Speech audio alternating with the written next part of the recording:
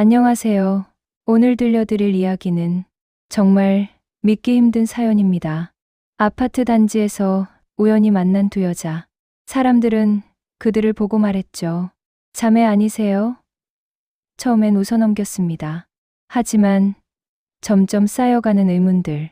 너무나 닮은 외모, 똑같은 습관, 심지어 같은 알레르기까지. 그리고 유전자 검사 결과지를 받아든 순간 두 가족의 인생이 완전히 뒤바뀌게 됩니다. 돌아가신 아버지가 평생 숨겨온 비밀, 30년 만에 밝혀진 진실, 그리고 예상치 못한 반전까지. 과연 이 두 여자는 어떻게 될까요? 가족은? 그리고 숨겨진 진실은? 자, 그럼 이제 시작하겠습니다. 창원 중동 2300세대가 넘는 대단위 아파트 단지. 저는 5년 전 남편의 직장 발령으로 고향인 부산을 떠나 이곳에 정착했습니다. 남편과 초등학생 두 아이를 데리고요. 낯선 도시, 낯선 아파트. 아는 사람 하나 없는 곳에서의 새 출발은 생각보다 외로웠습니다. 이사 온 지 1년쯤 지났을 때였어요. 아파트 엘리베이터에서 한 여자분과 자주 마주치게 됐습니다. 저보다 두세 살쯤 많아 보이는 단정하고 세련된 인상의 여성이었죠. 처음엔 가볍게 고개만 끄덕이는 사이였습니다. 그런데 어느 봄날 아파트 앞 카페에서 우연히 그분과 마주쳤어요. 서로 혼자 앉아 커피를 마시고 있었죠. 눈이 마주쳤고 어색하게 웃었습니다. 그분이 먼저 말을 걸어왔어요. 혹시 같은 동사시죠? 엘리베이터에서 자주 뵀는데. 아, 네, 맞아요. 1505호에 살아요.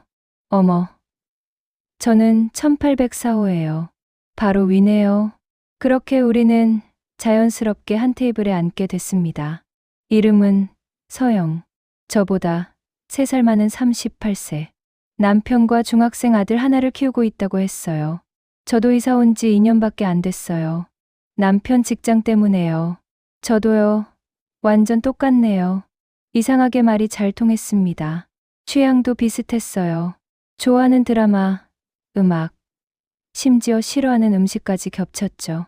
그날 우리는 카페에서 2시간 넘게 이야기를 나눴습니다. 자매 같은 두 사람. 그 후로 우리는 빠르게 가까워졌습니다.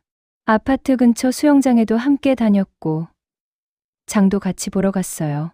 아이들 학교, 행사도 함께 가고, 주말엔 두 가족이 모여 외식도 했죠. 그런데 이상한 일이 계속 생겼습니다. 손님들, 혹시 자매분이세요? 수영장 강사가 처음 물었을 때는 그냥 웃고 넘겼어요. 아니에요. 그냥 친한 친구예요. 어머, 진짜요? 근데 너무 닮으셨는데요? 특히 옆모습이 똑같아요. 이게 한두 번이 아니었습니다. 마트에서도, 동네 식당에서도, 심지어 은행에서도 사람들은 한결같이 물었어요. 두 분 자매시죠? 언니가 누구예요? 진짜 붕어빵이네요. 처음엔 재미있었습니다. 서영 언니와 저는 일부러 자매인 척 장난도 쳤어요. 언니가 더 예뻐요. 에이, 동생이 훨씬 낫지. 하지만 점점 횟수가 잦아지면서 묘한 기분이 들기 시작했습니다. 너무 많은 공통점. 어느 날 우리는 수영장 탈의실에서 놀라운 사실을 발견했습니다. 언니도 여기 점 있어요? 저는 제 왼쪽 어깨 뒤쪽에 있는 작은 점을 가리켰어요. 서영 언니가 깜짝 놀라며 자신의 어깨를 보여줬습니다. 똑같은 위치에 똑같은 크기의 점이 있었습니다. 어머, 이게 뭐야? 우리는 서로를 빤히 쳐다봤습니다. 그때부터였어요. 하나씩 공통점들이 눈에 들어오기 시작한 게 키 162cm로 똑같았습니다. 발 사이즈 둘 다 240mm, 혈액형 AB형, 왼손잡이를 오른손잡이로 교정한 경험, 새우 알레르기, 같은 브랜드의 향수를 10년째 사용, 커피는 무조건 아메리카노, 설탕 반 스푼, 잠잘 때 왼쪽으로 누워야 잠이 옴. 손톱을 물어뜯는 습관.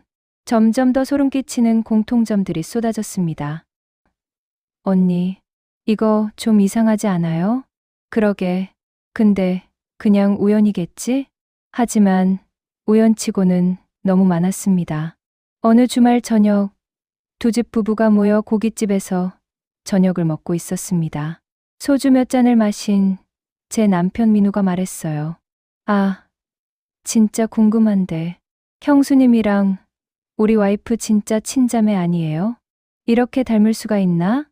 서영 언니 남편인 준호 씨도 맞장구를 쳤습니다. 나도 진짜 그 생각했어요. 처음엔 그냥 비슷하다 했는데 자꾸 보니까 진짜 자매 같아요. 말투, 웃는 것, 심지어 화낼 때 표정까지 똑같아요. 그치? 나만 그런 게 아니네. 야, 유전자 검사라도 한번 해봐. 진짜로. 민우는 농담처럼 말했지만 그 말이 제 머릿속에 박혔습니다. 서영 언니도 마찬가지였던 것 같아요. 그날 밤 이후로 언니의 표정이 조금 달라졌거든요. 집에 돌아온 그날 밤, 잠이 오지 않았습니다. 침대에 누워 천장만 바라보며 생각에 잠겼어요. 설마, 진짜, 그럴 리가 있을까? 하지만 가능성이 제로는 아니었습니다. 저희 아버지는 5년 전 심근경색으로 갑자기 돌아가셨어요. 당시 68세였죠. 아버지는 젊은 시절 부산에서 무역회사를 운영하셨는데 일 때문에 전국을 다니셨어요. 창원에도 자주 오셨다고 들었고요. 그리고 서영 언니는 외동딸이라고 했어요. 부모님 모두 돌아가셨다고. 어머니는 10년 전, 아버지는 작년에 돌아가셨다고 했죠. 만약, 정말 만약에 그렇다면 상상만 해도 머리가 복잡해졌습니다. 다음 날 아침, 저는 부산에 계신 어머니께 전화를 걸었습니다. 엄마, 나 물어볼 게 있어. 왜? 무슨 일인데 목소리가 그래? 엄마, 혹시 아빠가 다른 여자 있었던 적 없어? 뭐? 너 지금 무슨 소리 하는 거야? 어머니는 펄쩍 뛰셨어요. 아니, 그게 아니라 그냥 궁금해서. 아빠가 젊었을 때 일 때문에 전국 다니셨잖아. 혹시 창원에서. 야, 내 아버지가 그런 사람인 줄 아냐? 평생 나 하나만 보고 사신 분이야. 이 애가 아버지 돌아가신 지 몇 년 만에. 이게 무슨 불효야. 어머니는 화를 내시며 전화를 끊어버리셨습니다. 역시 말도 안 되는 생각이었나. 하지만 마음 한구석이 계속 개운치 않았습니다. 그로부터 일주일 후 서영 언니에게서 전화가 왔습니다. 지연아, 지금 시간 돼? 잠깐 나올 수 있어? 목소리가 심상치 않았어요. 저는 재빨리 옷을 입고 아파트 단지 벤치로 나갔습니다. 서영 언니가 이미 와 있었어요. 술을 조금 마신 것 같았습니다. 언니, 무슨 일 있어? 언니는 저를 똑바로 쳐다봤습니다. 지연아, 나 지난 일주일 동안 계속 생각했어. 우리 남편들이 한 말. 무슨 말? 유전자 검사 말이야. 심장이 쿵 내려앉았습니다. 언니도 그 생각했어? 응. 솔직히 말하면 나도 처음엔 말도 안 된다고 생각했어. 근데 자꾸만 신경 쓰이더라. 우리가 너무 닮았잖아. 그냥 외모만 닮은 게 아니라 모든 게 비슷해. 서영 언니가 가방에서 봉투 하나를 꺼냈습니다. 이거 유전자 검사 키트야. 인터넷으로 주문했어. 약국에서도 살 수 있더라고. 언니, 나도 알아. 이게 미친 짓 같다는 거. 근데 지연아, 나는 평생 외동딸로 살아왔어. 부모님도 일찍 돌아가셔서 혈육이라고는 남편이랑 아들밖에 없어. 정말 만약에 우리가 진짜 자매라면? 언니의 눈에 눈물이 맺혔습니다. 언니, 해보자. 유전자 검사. 레서 아니면 아닌 거고, 맞으면. 그때 생각하자. 저는 한참을 고민했습니다. 하지만 결국 고개를 끄덕였어요. 알았어. 해보자. 우리는 조용히 검사를 진행했습니다. 면봉으로 구강 상피세포를 채취해 검사기관에 보냈어요. 결과는 2주 후에 나온다고 했습니다. 그 2주가 정말 길었어요. 매일 밤 잠을 설쳤습니다. 만약 정말 자매라면, 그럼 우리 아버지가? 아니, 누구의 아버지가? 생각할수록 머리가 복잡했어요. 서영 언니도 마찬가지였던 것 같아요. 함께 수영장에 가도 예전처럼 밝게 웃지 못했죠. 둘 다 이 주제에 대해선 입을 열지 않았습니다. 그리고 드디어 그날이 왔습니다. 이메일로 결과가 도착했습니다. 저는 떨리는 손으로 이메일을 열었습니다. 화면에 뜬 문구를 보는 순간 온몸이 얼어붙었어요. 반영매 관계 확률 99.97%. 반영매, 즉 부모 중 한 명이 같은 이복자매라는 뜻이었습니다. 휴대폰을 떨어뜨릴 뻔했어요. 손이 너무 떨렸거든요. 이게 무슨 일이야? 정신을 차리고 서영 언니에게 전화를 걸었습니다. 언니, 결과 나왔어? 응, 지금 봤어. 언니의 목소리가 떨리고 있었습니다. 언니도 반영매라고? 그래. 긴 침묵이 흘렀습니다. 언니, 우리 어떻게? 일단 만나자. 지금 당장. 우리는 아파트에서 조금 떨어진 조용한 카페에서 만났습니다. 서로 마주 앉았지만 한참 동안 말이 없었어요. 무슨 말부터 해야 할지 몰랐거든요. 먼저 입을 연 건 서영 언니였습니다. 지연아, 내가 조사를 좀 해봤어. 반영매의 관계라는 건 부모 중 한 명이 같다는 뜻이야. 그러니까 아버지가 같거나 어머니가 같거나. 응. 근데 우리 나이를 생각하면 어머니가 같을 가능성은 거의 없어. 내가 언니잖아. 너보다 3살 많으니까. 맞는 말이었습니다. 서영 언니가 1984년생. 저는 1987년생. 만약 어머니가 같다면 언니 어머니가 언니를 낳고 3년 뒤에 저를 낳았다는 건데 그럴 가능성은 거의 없었죠. 그럼 아버지가 같다는 얘기야. 충격적인 결론이었습니다. 언니 아버지가 내 아버지거나 아니면 내 아버지가 언니 아버지거나.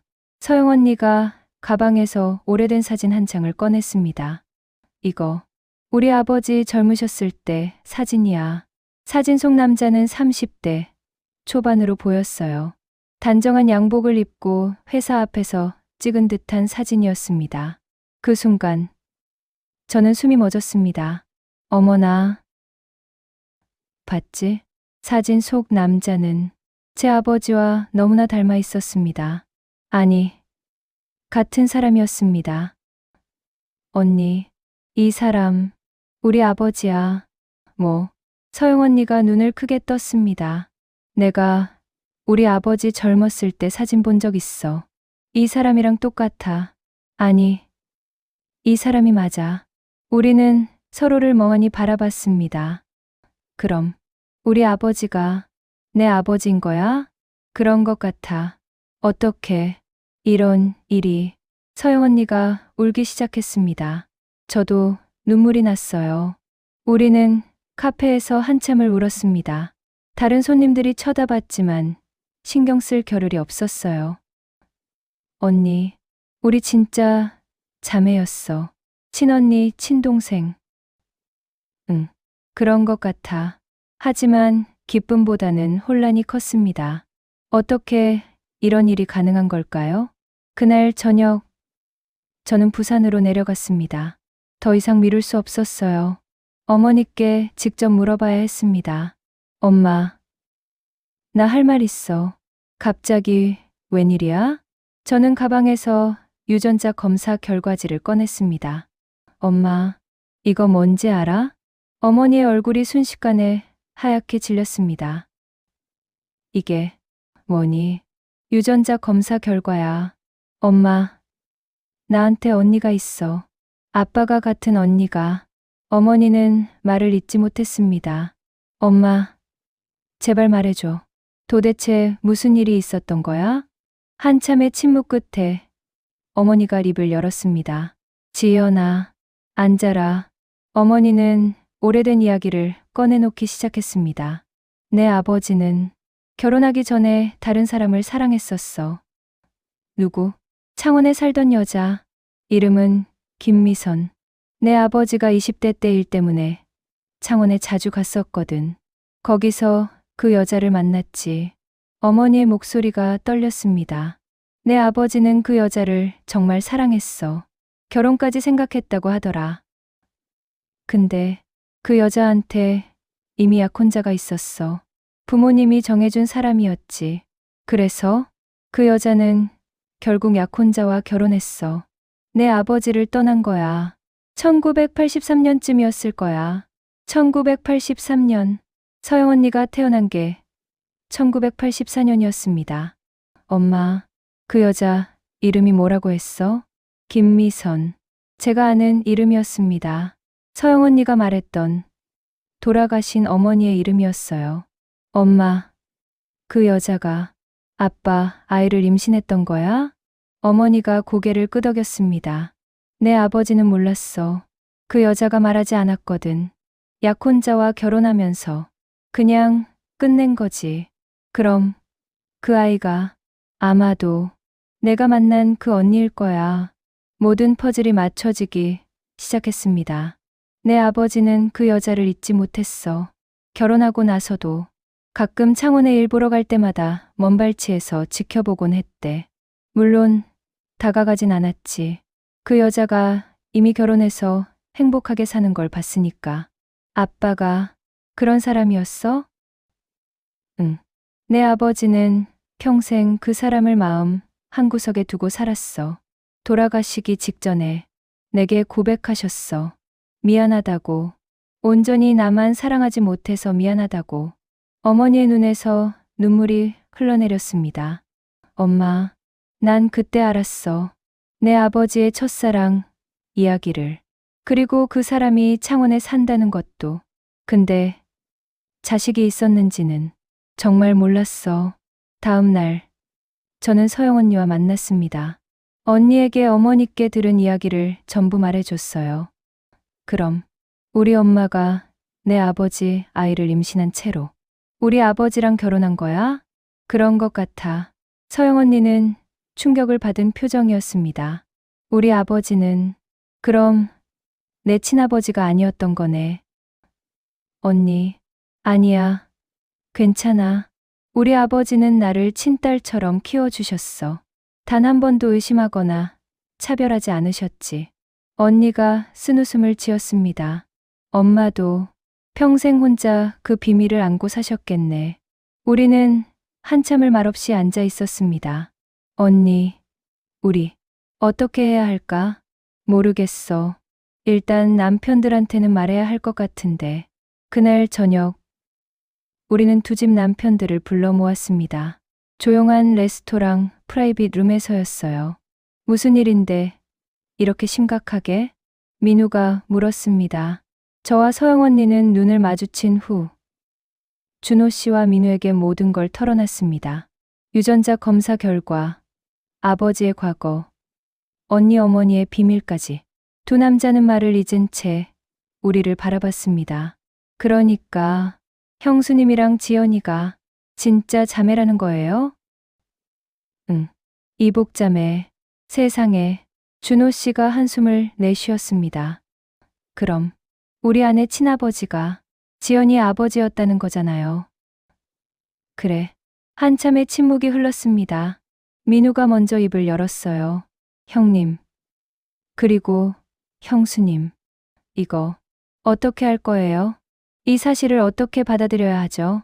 준호 씨가 서영 언니의 손을 잡았습니다. 당신이 결정해. 내가 어떻게든 지지할게. 서영 언니가 눈물을 흘렸습니다. 고마워. 아이들에게는 가장 큰 문제는 아이들이었습니다. 서영 언니의 아들 준서는 중학교 2학년. 제 큰아이 서진이는 초등학교 5학년. 둘째 서우는 3학년이었어요. 아이들에게 이 사실을 말해야 할까요? 나는 아직은 말하지 말았으면 좋겠어. 서영 언니가 말했습니다. 준서가 아직 어려. 이런 충격적인 사실을 받아들이기엔. 그리고 사춘기잖아. 자칫하면 정체성에 혼란이 올 수도 있어. 나도 그렇게 생각해. 우리 아이들도 마찬가지고. 우리는 당분간 아이들에게는 비밀로 하기로 했습니다. 하지만 비밀은 오래가지 않았습니다. 2주 후였습니다. 준서가 서영 언니의 방을 청소하다가 서랍에서 유전자 검사 결과지를 발견했습니다. 엄마, 이게 뭐야? 서영 언니가 식겁했어요. 그건 반영매 관계. 엄마, 이게 무슨 말이야? 누구랑 검사한 거야? 더 이상 숨길 수 없었습니다. 서영 언니는 준서를 안치고 모든 걸 설명했어요. 저와 자매라는 것, 할아버지의 과거, 그리고 진짜 친할아버지가 따로 있다는 것까지. 준서는 한참을 멍하니 앉아 있더니 갑자기 방으로 뛰어들어가 문을 쾅 닫아버렸습니다. 준서야. 하지만 준서는 나오지 않았습니다. 그날부터 준서가 변했습니다. 학교도 제대로 가지 않고 밥도 거의 먹지 않았어요. 서영 언니나 준호 씨가 말을 걸어도 대답하지 않았습니다. 준서야, 제발 문 좀 열어. 엄마랑 얘기하자. 싫어요. 나 혼자 있고 싶어요. 준서는 자신의 정체성에 큰 혼란을 겪고 있었습니다. 지금까지 알고 있던 할아버지가 친할아버지가 아니었다는 사실, 그리고 갑자기 이모와 사촌 동생들이 생겼다는 사실을 받아들이기 힘들었던 거죠. 그리고 더 큰 문제가 터졌습니다. 준서가 학교에서 친구들에게 이 사실을 말해버린 겁니다. 야, 너희 알아? 우리 엄마가 사실 다른 남자 딸이래. 소문은 삽시간에 퍼졌습니다. 학교 전체가 알게 됐고, 심지어 학부모들 사이에서도 소문이 돌기 시작했어요. 서영 씨네 아이가 사생아래요. 어머, 그게 무슨 소리예요? 남편, 아이가 아니래요. 결혼 전에 다른 남자 아이를 임신한 채로 결혼했대요. 왜곡된 소문이었지만 이미 퍼진 소문은 걷잡을 수 없었습니다. 문제는 우리 아파트 단지까지 번졌다는 겁니다. 어느 날 제가 엘리베이터를 탔는데 같은 동 주민 2명이 수군거리고 있었어요. 그 집 말이야. 1804호. 아, 그 두 여자 친구 사이 아니었어요? 그게 알고 보니까 자매래. 근데 사정이 복잡하대. 어머, 진짜? 제가 탄 걸 보자 그들은 입을 다물었지만 이미 제 귀에 다 들어온 상태였습니다. 수영장도 더 이상 갈 수 없었어요. 사람들의 시선이 너무 부담스러웠거든요. 저기 저 사람들이. 쉬. 조용히 해. 마트에 가도 동네를 걸어도 사람들이 수군거리는 게 느껴졌습니다. 제일 힘든 건 아이들이었어요. 서진이가 학교에서 돌아와서 울면서 말했습니다. 엄마, 애들이 나보고 이상한 집 아이래. 준서 오빠가 사생아래. 우리도 그런 가족이래. 서진아, 엄마, 우리 정말 이상한 거야? 다른 집이랑 달라? 아이의 눈에 눈물이 가득했습니다. 저는 아이를 꼭 안아주며 말했어요. 아니야, 서진아. 우리는 전혀 이상하지 않아. 그냥 조금 특별한 가족일 뿐이야. 특별한 게 뭐가 좋아요. 나는 그냥 평범한 게 좋은데.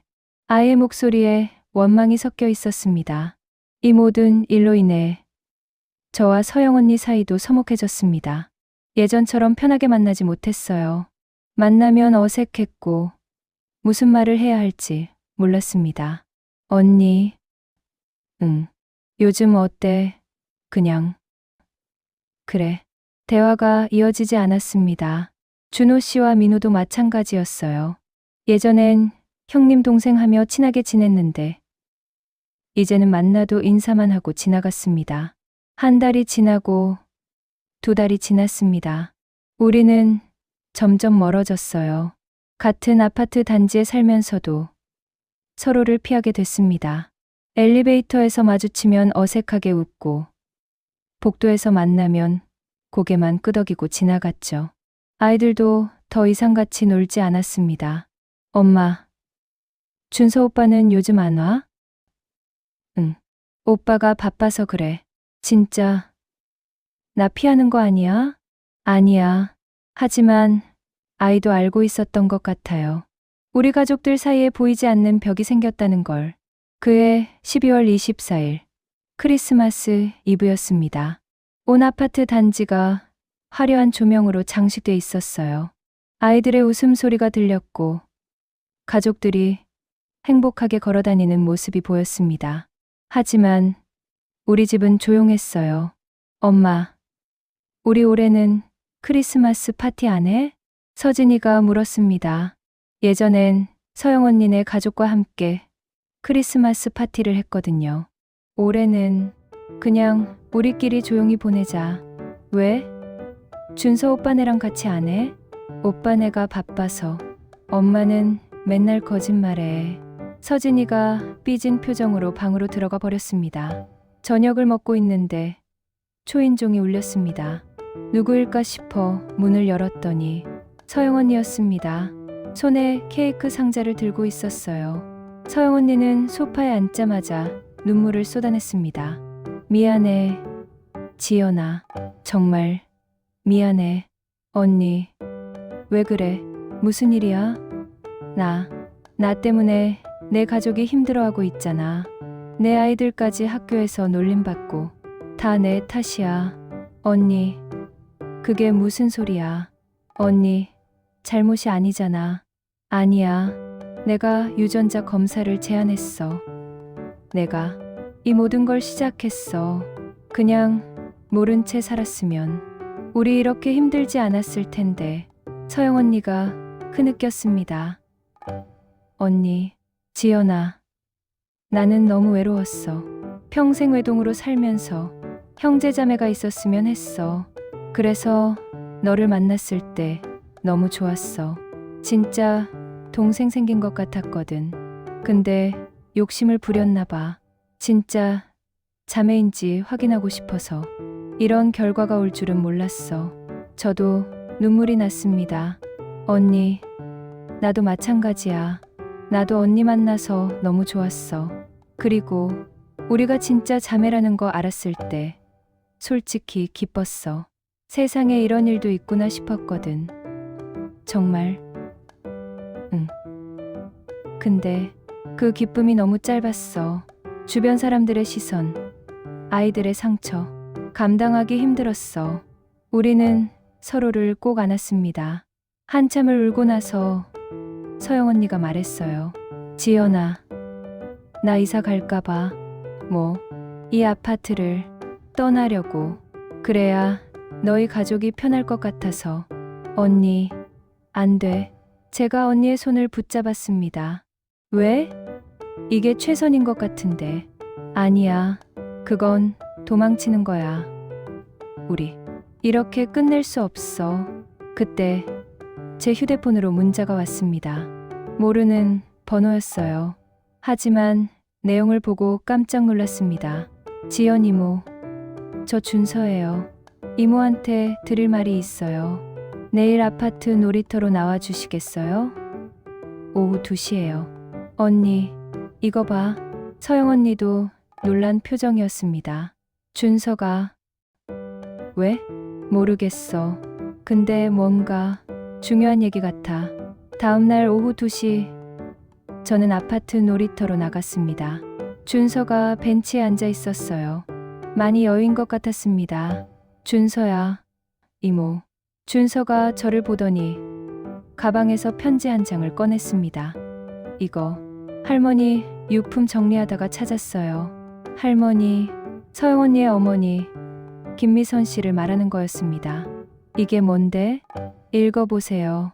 저는 떨리는 손으로 편지를 펼쳤습니다. 편지는 서영 언니 어머니가 돌아가시기 전에 쓴 것이었습니다. 내 사랑하는 딸 서영에게.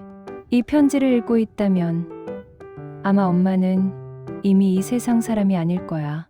서영아, 엄마는 평생 너에게 거짓말을 하며 살았어. 미안하다. 너의 진짜 아버지는 내가 아빠라고 부르던 그분이 아니야. 엄마가 결혼하기 전에 사랑했던 다른 사람이지. 그분의 이름은 박진수. 부산에서 무역회사를 운영하던 멋진 남자였어. 엄마는 그분을 정말 사랑했어. 하지만 엄마에겐 이미 부모님이 정해놓은 약혼자가 있었지. 너의 아빠, 아니 너를 키운 아버지 말이야. 엄마는 진수 씨의 아이를 임신한 채로 결혼했어. 너무 비겁했지? 하지만 엄마는 어쩔 수 없었어.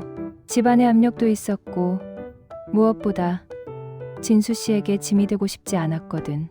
그분은 부산에서 사업을 막 시작했고 미래가 밝은 사람이었어. 엄마가 임신 사실을 말하면 그분의 인생이 망가질 것 같았어. 그래서 엄마는 아무 말도 하지 않고 떠났어. 그리고 내 아버지와 결혼했지. 너의 아버지는 좋은 사람이었어. 너를 친딸처럼 사랑해 주셨어. 단 한 번도 의심하지 않으셨지. 서영아, 엄마는 평생 이 비밀을 안고 살았어. 너무 힘들었어. 특히 진수 씨가 일 때문에 창원에 올 때마다 멀리서 그분을 보곤 했어. 그분도 가정을 꾸리고 행복하게 사는 것 같더라. 딸이 하나 있다고 들었어. 혹시 몰라. 언젠가 너와 그 아이가 만날 수도 있을 것 같아. 세상이 참 좁잖니. 만약 그런 일이 생긴다면 부디 원망하지 말아줘. 이 모든 건 엄마의 선택이었어. 엄마의 책임이야.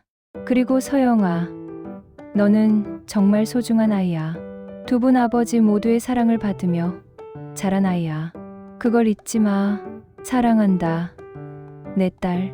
엄마가 편지를 다 읽었을 때 저는 눈물로 범벅이 되어 있었습니다. 준서야, 이걸 내 엄마는 알아? 아니요. 아직 안 보여줬어요. 왜? 이모한테 먼저 보여드리고 싶었어요. 준서가 저를 똑바로 쳐다봤습니다. 이모, 저 처음엔 정말 화났어요. 왜 우리 가족한테 이런 일이 생긴 건지, 왜 저는 이런 걸 알아야 하는지. 근데 이 편지를 읽고 나서 깨달았어요. 할머니도, 외할아버지도, 그리고 우리 엄마도 다 최선을 다했다는 거요. 그냥 상황이 그랬던 거예요. 준서의 목소리가 떨렸습니다. 그리고 이모, 저는 이모네 가족을 잃고 싶지 않아요. 서진이랑 서우도 보고 싶고, 이모, 남편이랑 고기 먹으러 가고 싶어요. 예전처럼.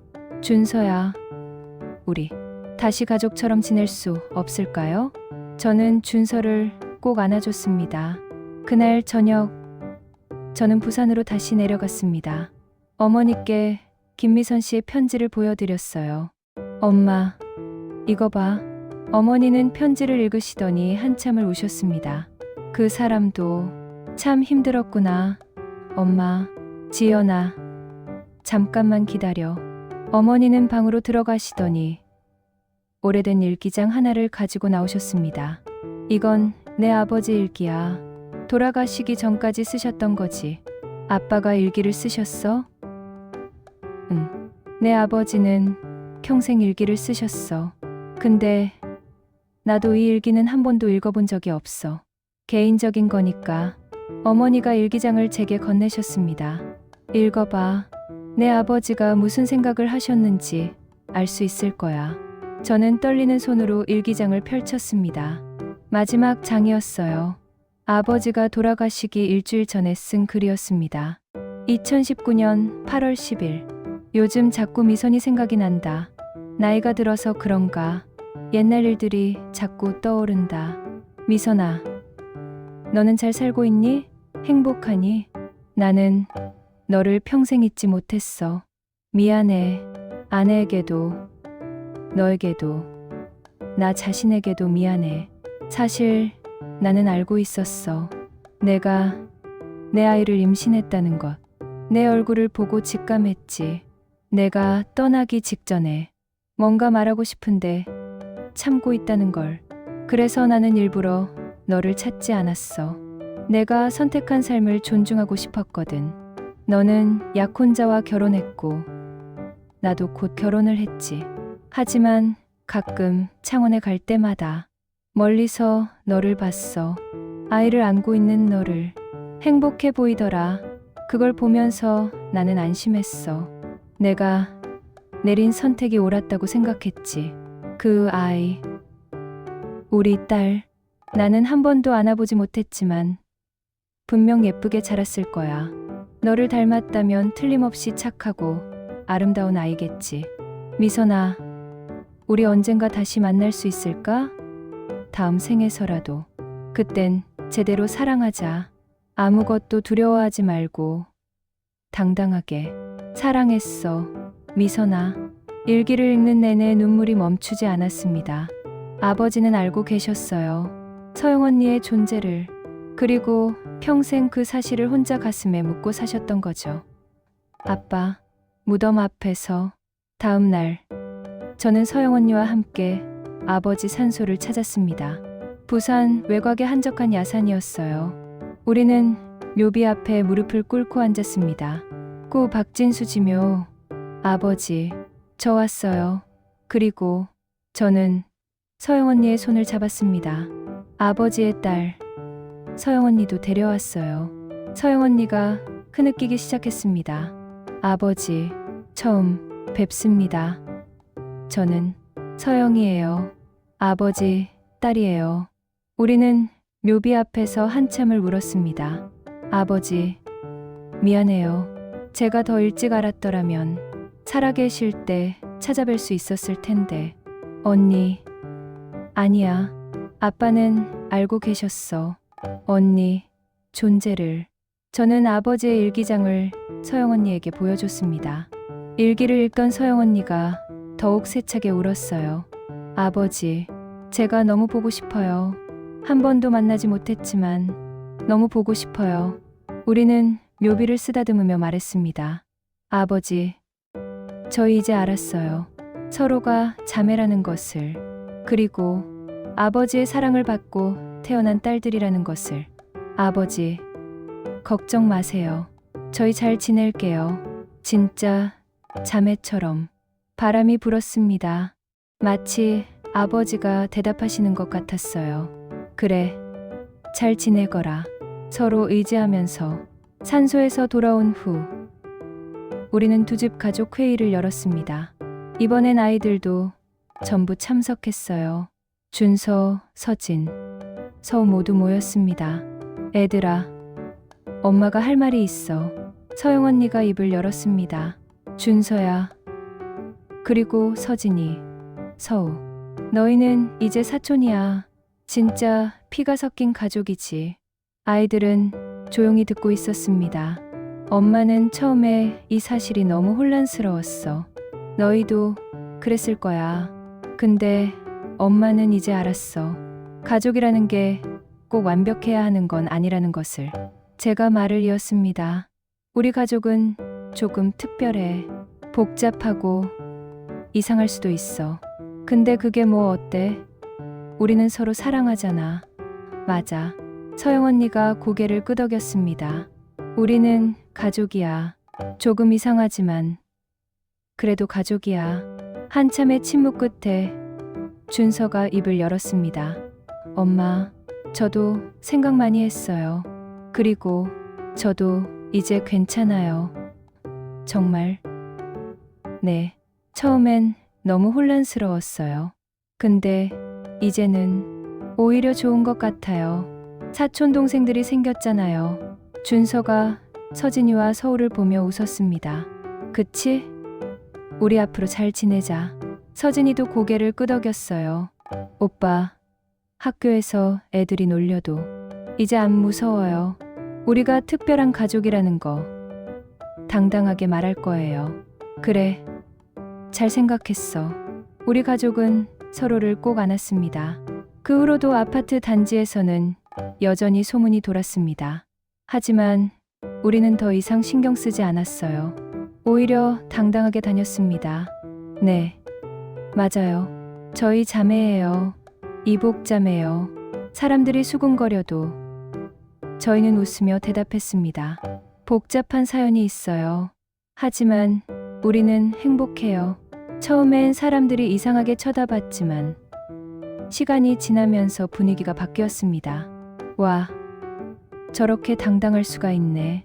진짜 대단하다. 나였으면 이사 갔을 것 같은데. 보기 좋네. 자매가 서로 의지하는 게 조금씩 사람들의 시선이 바뀌었습니다. 그리고 어느 날 같은 동에 사는 한 아주머니가 다가왔어요. 처음엔 제가 편견을 가지고 있었어요. 미안해요. 근데 두 분 보면서 많이 배웠어요. 가족이 꼭 정해진 틀 안에 있을 필요는 없다는 것을. 괜찮아요. 저희도 처음엔 힘들었어요. 두 분 정말 멋져요. 앞으로도 행복하게 지내세요. 그분의 격려가 큰 힘이 됐습니다. 그로부터 1년이 지났습니다. 우리 두 가족은 예전보다 더 가까워졌습니다. 주말마다 함께 모여 식사를 했고 명절에는 두 집이 함께 차례를 지냈어요. 아버지 산소에도 1년에 2번 함께 찾아뵙기로 했습니다. 준서는 고등학교에 진학했고 서진이는 중학생이 됐어요. 아이들은 진짜 남매처럼 친하게 지냈습니다. 오빠, 이번 시험 수학 좀 가르쳐줘. 그래, 이리 와봐. 준서가 서진이를 가르쳐주는 모습을 보면서 저는 가슴이 뭉클했습니다. 이게 바로 가족이구나. 어느 날 부산에 계신 어머니가 창원으로 내려오셨습니다. 서영 언니를 만나고 싶다고 하셨어요. 어머니, 서영 언니는 긴장한 표정으로 어머니를 마주했습니다. 어머니는 서영 언니의 손을 꼭 잡으셨어요. 서영아, 그동안 정말 미안했어. 내 아버지의 아내로서 너를 외면했던 것 같아서. 아니에요. 어머니 잘못이 아니에요. 아니야. 나도 알았어야 했어. 내 아버지가 얼마나 너를 그리워하셨는지. 만약 내가 더 열린 마음을 가졌더라면 내 아버지가 살아계실 때 너를 찾아볼 수 있었을 텐데. 어머니가 눈물을 흘리셨습니다. 하지만 이제라도 만나서 다행이야. 너는 진수의 딸이야. 그리고 이제는 내 딸이기도 해. 어머니, 서영 언니가 어머니를 꼭 안았습니다. 감사합니다. 어머니, 저를 받아주셔서. 우리 이제 진짜 가족으로 지내자. 응, 네. 어머니, 저는 그 모습을 보면서 또 눈물을 흘렸습니다. 우리는 정말로 하나의 가족이 되고 있었습니다. 서영 언니가 제안했습니다. 지연아, 우리 엄마, 아니 김미선 어머니를 위한 추모식을 하면 어떨까? 좋은 생각이야, 언니. 우리는 김미선 어머니의 기일에 맞춰 작은 추모식을 준비했습니다. 서영 언니의 어머니 산소 앞에서 두 가족이 모두 모였어요. 어머니, 저 지연이에요. 비록 만나 뵙지는 못했지만 어머니가 제 친아버지를 사랑하셨다는 것, 그리고 그 사랑으로 서영 언니가 태어났다는 것을 알게 됐어요. 저는 묘비 앞에 무릎을 꿇고 말했습니다. 어머니, 평생 혼자 그 비밀을 안고 사시느라 얼마나 힘드셨어요. 이제는 편히 쉬세요. 저희가 서영 언니를 잘 보살필게요. 진짜 가족처럼요. 서영 언니도 어머니 묘비를 쓰다듬으며 말했습니다. 엄마, 나 이제 혼자가 아니야. 동생도 생겼고 어머님도 계시고 진짜 가족들이 많아. 엄마가 평생 걱정하셨던 거 이제 괜찮아. 나 행복해. 우리는 함께 절을 올렸습니다. 그리고 어머니가 좋아하셨다던 코스모스 꽃을 가득 놓아드렸어요. 바람이 불었고 코스모스가 흔들렸습니다. 마치 어머니가 미소 짓고 계신 것 같았습니다. 그날 저녁 4명의 어른들이 모여 소주를 마셨습니다. 준호 씨가 잔을 들며 말했습니다. 형님, 그리고 지연 씨, 저 오늘 꼭 하고 싶은 말이 있어요. 뭔데, 형님? 저는 서영이 친아버지가 아니라는 걸 알게 됐을 때 솔직히 충격이었어요. 그리고 조금 서운하기도 했죠. 여보, 서영 언니가 준호 씨의 손을 잡았습니다. 아니야, 서영아. 내가 할 말이야. 준호 씨가 계속 말했습니다. 근데 생각해보니까 그게 뭐가 중요한가 싶더라고요. 제가 서영이를 만나서 사랑해서 결혼한 건 변함없는 사실이잖아요. 그리고 준서를 키우면서 서영이가 얼마나 좋은 사람인지 매일 느껴요. 여보, 서영아, 나는 당신이 누구 딸이든 상관없어. 당신은 내 아내고 내가 평생 사랑할 사람이야. 그리고 준호 씨가 저와 민우를 보며 웃었습니다. 이렇게 좋은 동생과 제부도 생겼잖아요. 나는 오히려 감사해요. 우리 가족이 더 커진 것 같아서. 형님, 민우가 감동한 표정으로 준호 씨와 포옹했습니다. 형님, 저도 형님 같은 형이 생겨서 정말 좋습니다. 앞으로 잘 부탁드립니다. 나야말로 우리는 함께 건배를 했습니다. 우리 가족을 위하여 우리는 새로운 가족 전통을 만들기로 했습니다. 매년 아버지 생신날에는 두 가족이 모여 아버지가 좋아하셨다는 잡채와 불고기를 만들어 먹기로 했어요. 아버지, 오늘 생신이시죠? 저희 다 같이 모였어요. 딸 둘, 사위 둘, 손주 셋. 와, 아버지 대단하시네요. 우리는 웃으면서 음식을 나눠 먹었습니다. 준서가 말했습니다. 제가 할아버지를 한 번도 못 뵈었지만 분명 좋은 분이셨을 것 같아요. 이렇게 좋은 엄마를 낳아주셨으니까요. 그러게, 우리 엄마도 낳아주셨고. 서진이가 장난스럽게 말했습니다. 할아버지, 저희 잘 지내고 있어요. 걱정 마세요. 어린 서우가 허공을 향해 손을 흔들었습니다. 우리는 모두 웃었습니다. 이제 슬픔은 없었습니다. 오직 감사함과 사랑만 가득했어요. 시간이 지나면서 우리는 아파트 단지에서 꽤 유명해졌습니다. 특별한 자매 이야기로요. 저기 저 두 분 보세요. 정말 닮았죠? 응, 자매래요. 근데 나이 들어서 알았대요. 세상에 그런 일도 있네요. 보기 좋아요. 서로 잘 챙기고. 사람들은 더 이상 수군거리지 않았습니다. 오히려 응원해줬어요. 수영장 강사님이 말했습니다. 두 분 보면서 제가 많이 배워요. 가족이란 게 꼭 태어날 때부터 정해진 건 아니구나. 선택하고 만들어가는 것일 수도 있구나. 고마워요. 그렇게 봐주셔서. 우리는 다시 수영장에 다니기 시작했습니다. 마트도 함께 가고 카페도 함께 갔어요. 사람들이 물으면 당당하게 대답했습니다. 네, 자매 맞아요. 늦게 알았지만요. 그로부터 몇 년이 더 흘렀습니다. 여전히 같은 아파트 단지에 살고 있습니다. 이제는 서로 옆집으로 이사를 왔어요. 벽 하나를 사이에 두고 살고 있죠. 매일 아침 함께 산책을 하고 오후엔 함께 차를 마십니다. 언니, 오늘 날씨 좋다. 산책 갈까? 그래, 가자. 우리는 손을 잡고 아파트 단지를 걷습니다. 사람들이 우리를 보며 미소 짓습니다. 언니, 우리 참 운이 좋았지? 그래, 이렇게 만날 수 있어서.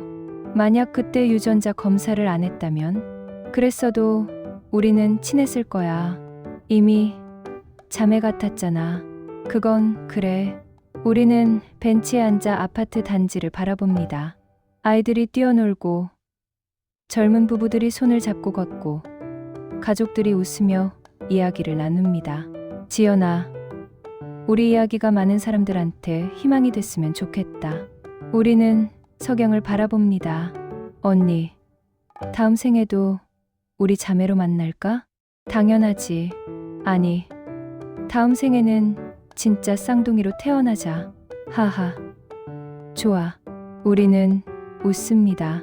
석양이 아름답습니다. 우리의 반쪽 하트 목걸이가 석양 빛에 반짝입니다. 그리고 우리는 알고 있습니다. 가족이란 건 운명이 아니라 선택이라는 것을. 사랑이란 건 조건이 아니라 마음이라는 것을. 그리고 우리는 선택했습니다. 서로를 가족으로, 서로를 자매로, 서로를 평생의 동반자로. 그것이 우리의 이야기입니다. 창원 중동 아파트에서 시작된 두 여자의 기적 같은 이야기. 여기까지 긴 이야기를 들어주셔서 정말 감사합니다. 오늘 들려드린 이야기는 한 편의 소설이지만 어쩌면 어딘가에서 실제로 일어날 수도 있는 일입니다. 아니, 어쩌면 지금도 어디선가 비슷한 일이 벌어지고 있을지도 모르죠. 이 이야기를 통해 여러분께 전하고 싶었던 메시지는 이것입니다. 가족이란 건 혈연만으로 정의되지 않는다는 것. 사랑과 이해, 그리고 함께하려는 의지가 진짜 가족을 만든다는 것. 그리고 늦었다고 생각할 때가 가장 빠른 때라는 것. 여러분도 혹시 연락이 끊긴 가족이 있나요? 오랫동안 만나지 못한 형제자매가 있나요? 또는 화해하고 싶은 가족이 있나요? 너무 늦었다고 생각하지 마세요. 지금이라도 손을 내밀어 보세요. 가족이란 이름으로, 사랑이란 이름으로. 오늘 이야기가 여러분의 마음에 작은 울림이라도 남겼다면 그것만으로도 저는 행복합니다. 이 채널이 재미있었거나 처음이신 분들은 구독 버튼을 꼭 눌러주세요. 그리고 좋아요와 알림 설정도 부탁드립니다. 여러분의 구독과 좋아요가 더 좋은 이야기를 만드는데 큰 힘이 됩니다. 댓글로 여러분의 가족 이야기도 들려주세요. 어떤 이야기든 환영합니다. 함께 나누고, 함께 공감하고, 함께 성장해요. 그럼 다음 이야기에서 또 만나요. 여러분, 오늘도 가족에게 사랑한다고 말해주세요. 그리고 여러분 자신도 사랑해주세요. 행복한 하루 보내시고 항상 건강하세요. 감사합니다. 다음 이야기도 기대해주세요.